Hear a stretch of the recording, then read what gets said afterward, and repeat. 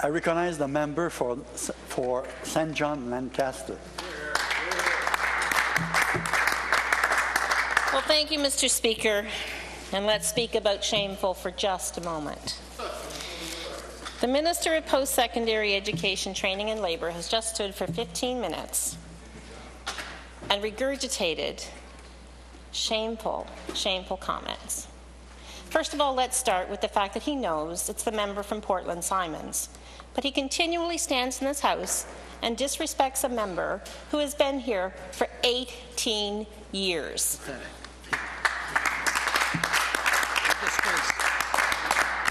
The member for Portland Simons continues to get re-elected because he is all about community building.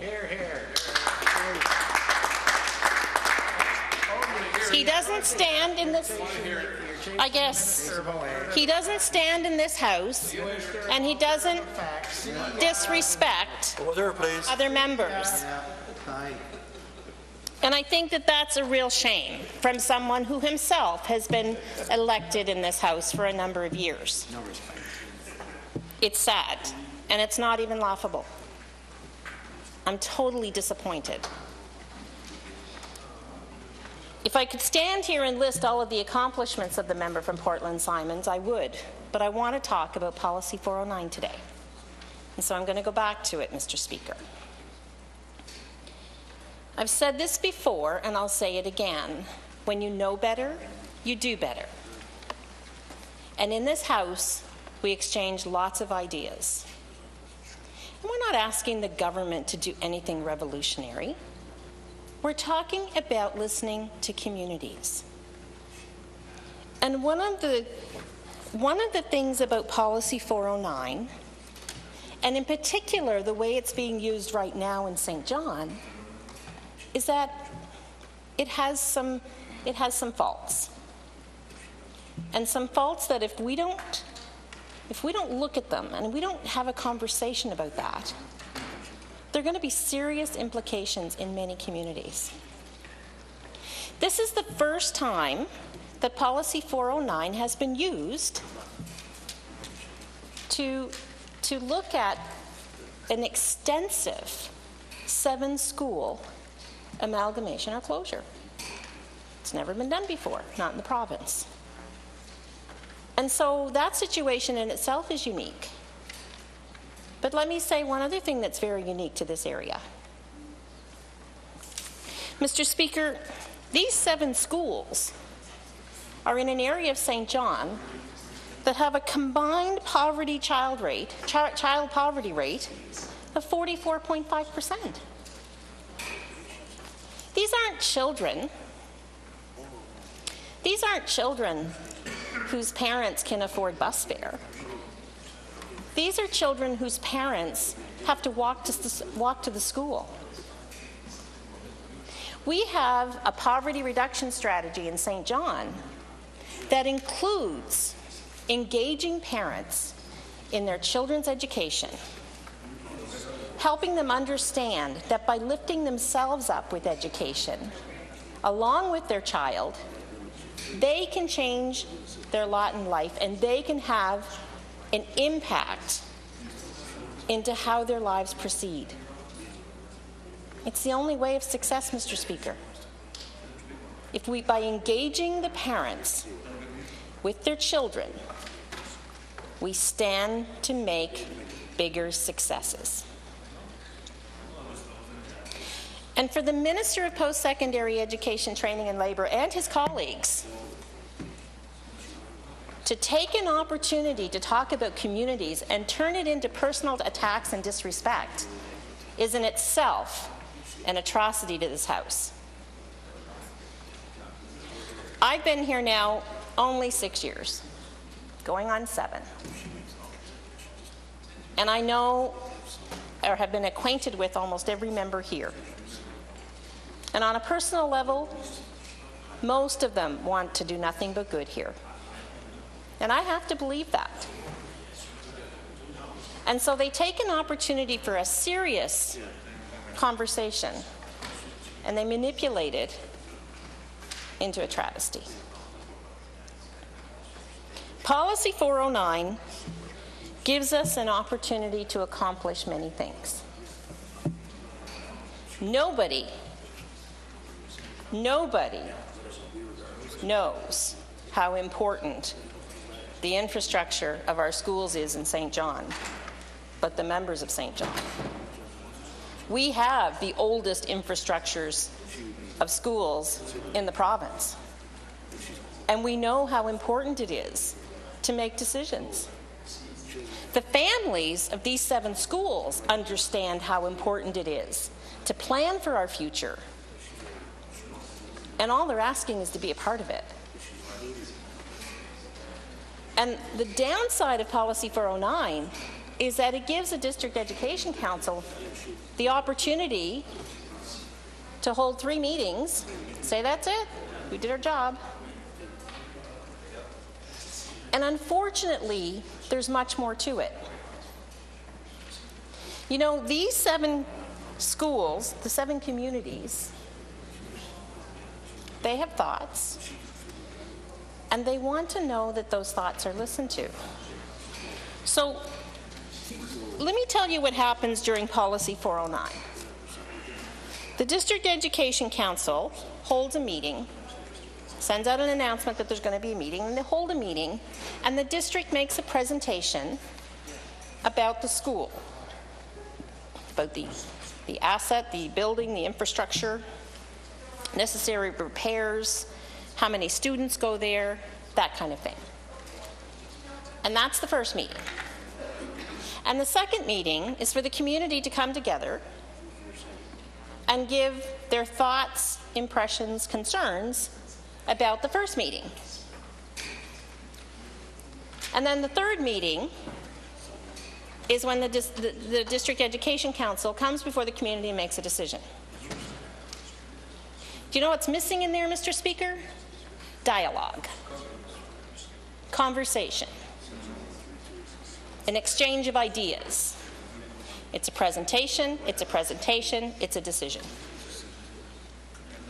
And so what the member from Portland Simons is suggesting, and has been suggesting not now, but for a few years, publicly, is that there should be a facilitated community conversation where parents can come together, government officials, district education officials, and have an open dialogue about the needs and the wants and the opportunities and the challenges that these communities present. And that sounds kind of, you know, it sounds quite obvious that if you're going to close a school, maybe there's a good way to do it. And there's nothing in Policy 409 that precludes that from happening. So there's no excuse for it not happening, especially when you're looking at 7 schools all at once.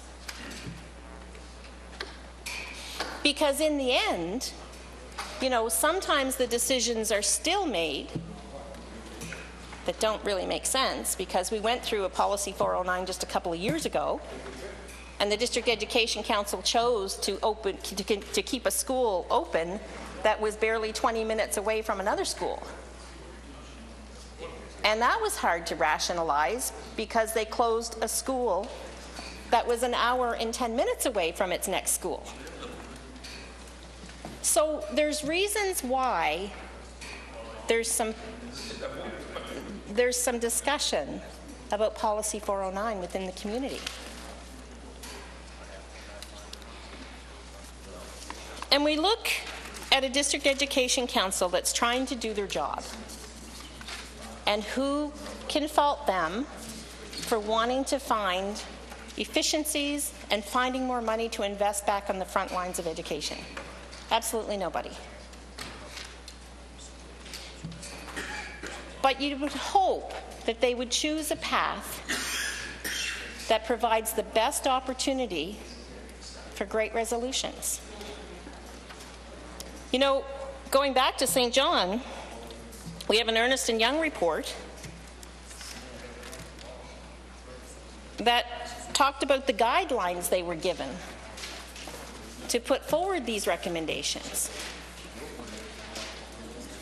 So the guidelines were, Mr. Speaker, examine potential of grade reconfiguration to K-5 and 6-8. The goal is for reconfigured K-5 to have approximately 400 students.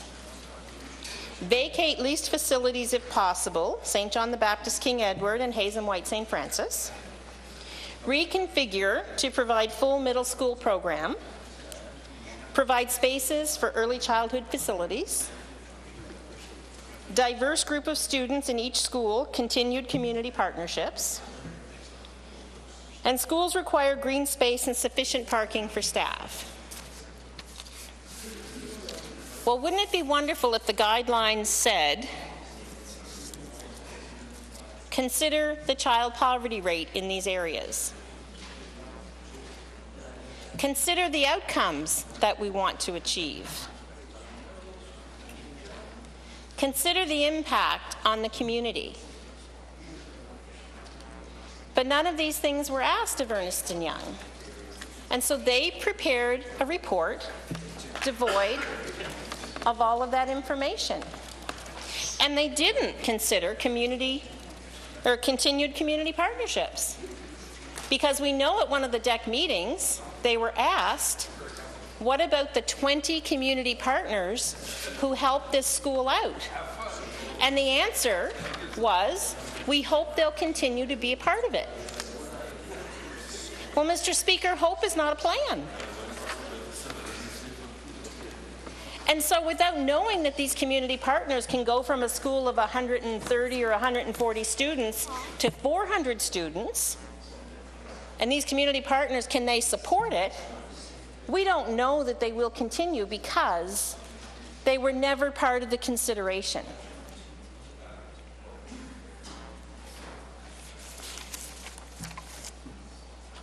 So, Mr. Speaker, we don't know what the situation in St. John would have looked like had that conversation happened beforehand. And the parents and the students in these communities are asking for those conversations to happen. But the District Education Council doesn't have to do that because they're following Policy 409. This isn't the first time it will happen, and it will happen again, and it will happen in members of government's riding. And this isn't about blocking progression. It's not about that at all, because many of these parents know that things need to be configured for the future. But a discussion about, is it better to repair, is it better to build, all of those things need to happen within a community that's been engaged. And Policy 409 obviously allows the District Education Council to engage in a very limited fashion. Mr. Speaker, I've been involved in this throughout the process. I kept aware of previous 409 hearings. And we can do better. We can do better for our communities, for parents involved, and most certainly we can recognize that in communities with a combined child poverty rate of 44.5, there are things we need to consider. You know, much of this is happening right in the minister responsible for poverty reduction and economic and social inclusion corporation's backyard. This is a chance for him to be a hero. Talk about it. Give this motion an opportunity for unanimous consent, and understand that we're not asking for the whole thing to be rewritten. But when you know better, you do better. And saying otherwise is a cop-out. And standing up merely to throw ridiculed remarks at an honoured member of this legislature isn't the way either. Thank you, Mr. Speaker.